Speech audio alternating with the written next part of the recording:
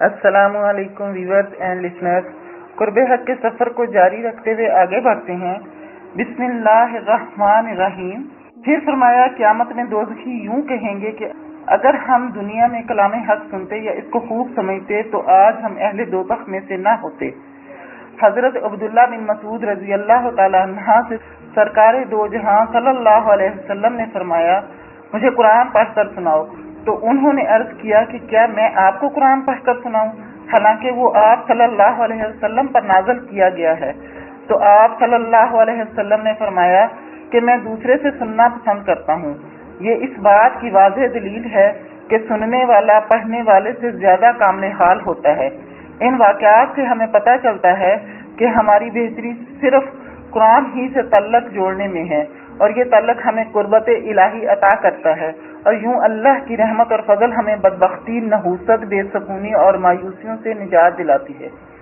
ابھی کچھ عرصہ پہلے پاکستان ٹیلی ویژن اسلام آباد سے ایک پروگرام الرحمان کے نام سے پیش کیا گیا، جس میں یہ بتایا گیا کہ آج بھی قرآن سننے سے لا علاج مریض صحت یاب ہو جاتے ہیں۔ آج بھی یہ مقدس کتاب ایک زندہ معجزہ ہے، روحانی الجھنیں دور ہو جاتی ہیں اور ذہنی قرب اور اذیت ختم ہو جاتی ہے۔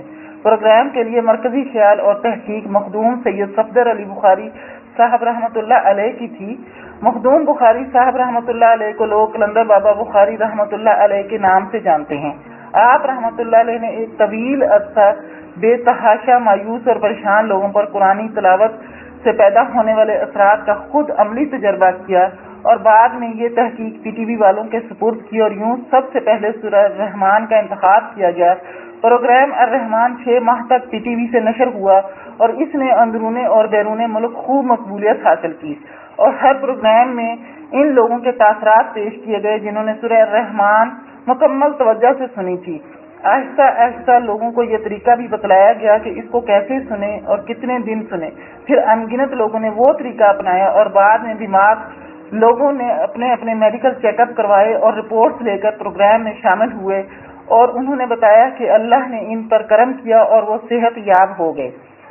ان مریضوں میں امراض قلب، جگر، کینسر، فالج، ٹی وی، ذہنی اور روحانی انتشار، اور سب سے بڑھ کر ہیپاٹائٹس کے مریض تھے۔ پروگرام کی ریکارڈنگ مختلف شہروں، گاؤں، ہسپتالوں میں کی گئی۔ خاص طور پر ہسپتالوں کے مریضوں کو سورہ الرحمان کی تلاوت سن کر خاصا افاقہ ہوا، اور بہت سارے ہسپتالوں میں تمام وارڈوں میں سورہ الرحمان کی تلاوت سنانے کے انتظامات کیے گئے۔ بعد میں جب نتائج اکٹھے کیے گئے تو پتہ چلا کہ مریضوں میں شفا کا تناسب بہت بڑھ گیا ہے، اور یوں قلندر بابا بخاری رحمۃ اللہ علیہ کی ریسرچ اور انسانیت سے محبت نے سسکتی اور دم توڑتی انسانیت کو سکون سے ہمکنار کر دیا۔ آپ رحمۃ اللہ علیہ فرماتے ہیں، لوگوں کی اکثریت مہنگے داموں ملنے والی ادویات خریدنے سے قاصر ہے، اور پھر مختلف امراض کے آپریشن کے لیے رقم کی عدم دستیابی کا یہ مطلب نہیں کہ لوگ ان امراض کی اذیت کا شکار ہوں، بلکہ صرف 30 روپے کی کیسٹ خرید کر وہ ان امراض سے نجات پا سکتے ہیں۔ اور صاحب ثروت لوگ خواہ مخواہ باہر کے ملکوں میں پیسے خرچ کرنے سے بہتر ہے کہ وہ اپنے ہی ملک میں علاج کے ساتھ ساتھ اللہ سے رجوع کریں اور سورہ الرحمان کی تلاوت سنیں۔ بے شک شفا من جانب اللہ ہے۔ پروگرام الرحمان پرائم ٹی وی کے ذریعے تمام یورپین اور امریکن ریاستوں میں بھی سیٹلائٹ کے ذریعے دکھائے گئے، اور لوگوں کی بڑی تعداد نے اس سے استفادہ کیا۔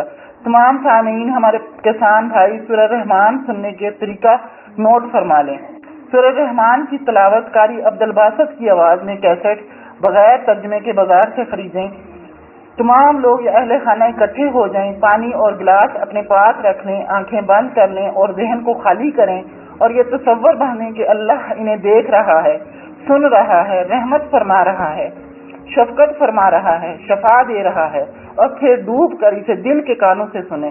جب تلاوت ختم ہو جائے تو آنکھیں کھول لیں اور آدھا گلاس پانی لیں، دوبارہ آنکھیں بند کر لیں، اب دل میں 3 بار ڈوب کر اللہ کہیں، اور پھر آنکھیں بند رکھیں اور یہ پانی 3 گھونٹ میں پی لیں۔ یہ عمل صبح، دوپہر اور شام 7 دن تک کریں، یعنی صبح، دوپہر اور شام 3 بار تلاوت سنیں، اور ہر تلاوت سننے کے بعد پانی بتائے ہوئے طریقے کے مطابق پئیں۔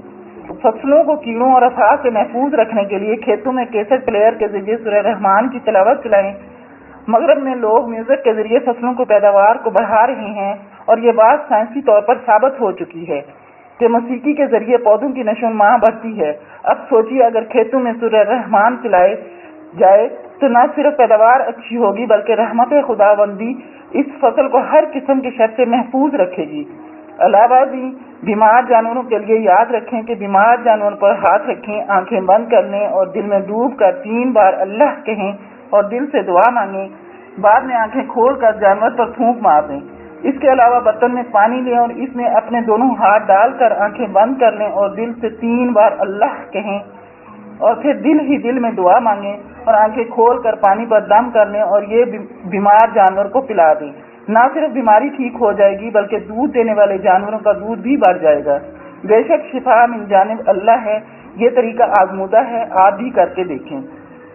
इस कैसेट के इजरा के कुछ अरसे बाद जब मैं लाहौर गया तो कलंदर पाक रहमतुल्लाह अलैह ने मेरी मुलाकात अपने घर आए हुए एक किसान से करवाई।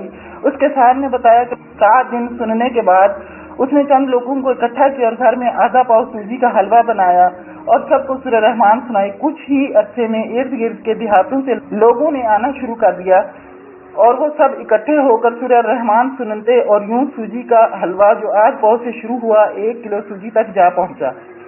और इस किसान का ये हुस्न अमल जारी रहा। कुछ अर्सा बाद मेरा मुल्तान जाना हुआ। ये सफर मियाँ सईद साहब की शादी में शिरकत के लिए था।